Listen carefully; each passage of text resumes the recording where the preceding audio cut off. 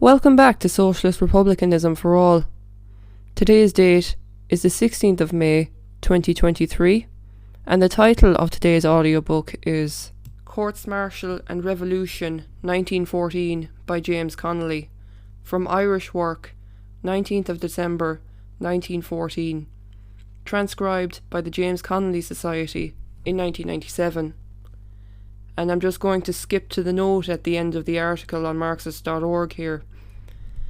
Note: the Irish Worker was censored in late 1914 for its anti-war editorials, so Connolly presented this essay in a 2-page pamphlet under the cover name Irish Work. So he was suffering from censorship even back then. To continue, quote, "The Earl of Halsbury said that in deference to the wishes of the government he would not press his objections, but he thought the proposal of this bill was the most unconstitutional thing that had ever happened."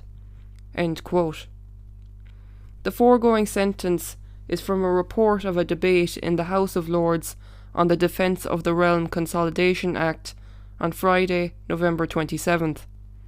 This precious act gives the military authorities power to arrest civilians and try them by courts-martial, sets aside all the ordinary safeguards of civil liberty, and empowers these courts-martial to inflict the death penalty or any lesser sentence. In other words, and plainer language, it establishes martial law as the law of the land, and places the lives and liberties of all in the power of a military unaccustomed to the restraints of civilized courts of justice and ignorant of the laws of evidence. So just to step in with a side note, Connolly is talking about how the state under British rule at the time could basically persecute anybody who it disagreed with. To continue, a German, a French, an Italian or an Austrian government would have openly and honourably sought to attain those ends by a declaration of martial law. The hypocritical and cowardly gang of assassins who control the government of the British Empire seek to achieve the same objects by clandestinely and treacherously destroying civil liberties whilst professing a desire to safeguard and protect them. Quick comment, sounds very familiar. To continue, this is but a fitting culmination to all the anti-democratic and liberty-hating diplomacy which brought about this war, and now seeks to destroy every agency which would help to unmask its injurious conspiracy against mankind, or to tell the truth about the terrors that accompany it. As a result of this act, there is no longer liberty in Ireland. Liberty of speech, liberty of association, liberty of the press, liberty of the subject are all gone. No longer may a man or woman demand to be tried by his or her peers in an open courtroom, before the eyes and hearing of his or her fellows. At any time, any man or woman may be arrested, day or night, and dragged off in secret, to be tried in secret, and condemned and assassinated in secret by the hired assassins of the British Empire.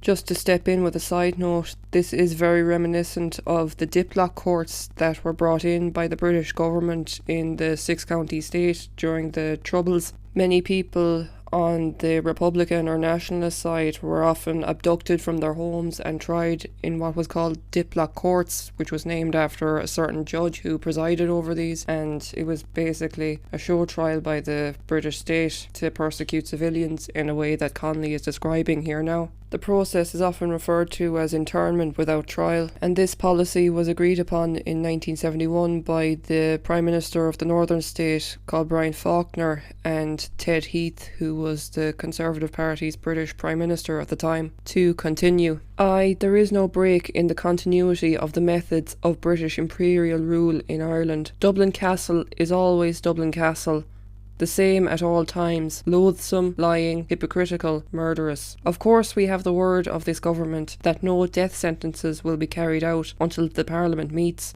and of course we all know what the word of the government is worth. Belgium knows it now, knows that this government pledged its honour to maintain Belgian neutrality, and then manoeuvred to leave Belgium irrevocably committed to sink or swim with one side in this struggle in which she was supposed to remain neutral. Ireland knows it, knows that the Liberal government pledged its word to give home rule to all Ireland, then pledged its word to Carson not to force home rule upon all Ireland, pledged its word to replace a representative of Labour upon the Commission of Inquiry into the Dublin police outrages, then deliberately breaks its solemn word and appointed no such representatives, pledged its word to appoint an independent commission of inquiry into the Bachelor's Walk massacre, and yet declared in Parliament beforehand that the said commission would exonerate the uniformed murderers of peaceful citizens. Aye, Ireland knows the value of a government promise as our fathers knew it in the past. So just to step in with another side note, there's a lot to unpack in this paragraph. Clearly the message is the British government have a long history of saying one thing and doing another just to get their own way. This is a well-used tactic by the British throughout Irish history. Connolly refers to the Bachelor's Walk massacre, where 4 civilians were killed when protesting the seizure of weapons purchased for the Irish Volunteers, which landed in Howth. One of the people shot there was actually Luke Kelly Sr., the father of the folk singer Luke Kelly. The treatment of these protesters was in stark contrast to the Unionists importing weapons from abroad, which was treated with a very light touch, and highlighted how the British government treat Unionists and Republicans very differently. To continue, but let, quote, Messieurs the assassins, end quote, beware. There are in Ireland today many scores of thousands of earnest men, neither committed to the British Empire nor to the cause of revolution. For the most part, these are men who, wearied of the chaos of Irish politics, gave a grudging adhesion to the parliamentary attempt to secure some form of home rule as an organised legal expression of Irish nationhood. Loyalty to the party entrusted with that task has kept these men silent and inactive, even whilst that party was betraying their trust and besmirching their ideals. Always the hope persisted that eventually home rule would come, and then these traitors would be punished by an outraged people. But if the British government once more throws off the mask of constitutionalism and launches its weapons of repression against those who dare to differ from it, if once more it sets in motion its jails, its courts-martial, its scaffolds, then the last tie that binds those men to the official Home Rule gang will snap. On that day, we will see once again all the best and brightest in Ireland definitely arraying itself on the side of revolution, fully realising that freedom and the British Empire cannot coexist in this country.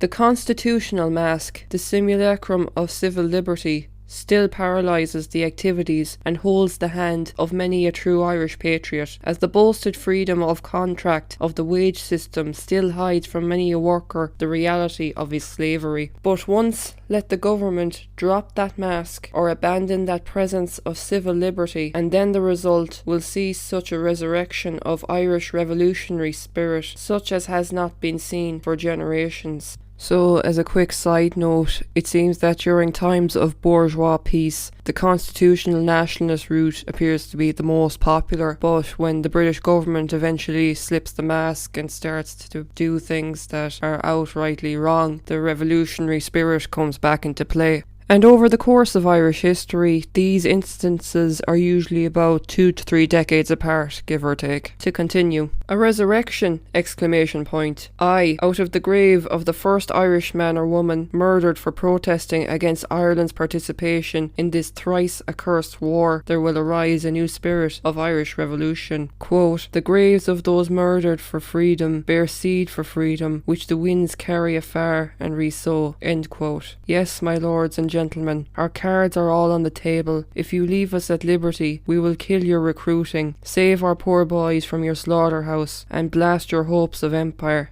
If you strike at, imprison, or kill us, out of our prisons or graves, we will still evoke a spirit that will thwart you and, mayhap, raise a force that will destroy you. We defy you. Do your worst. Whether this death sentence upon Irish prisoners of these new courts-martial will or will not be carried out will depend not upon the plighted honour or solemn assurances of cabinet ministers, already forsworn and discredited even in their own country, nor yet upon any action of the degenerate Irish members of Parliament who sat still and helped to destroy the constitutional rights of which they prate so loudly, nor yet upon the British Labour members who, like all apostates, are readiest to stab and destroy all those who remain true to that ideal of democratic freedom they have deserted and dishonoured. No, the question of life and death will depend solely upon the temper of the people of Ireland.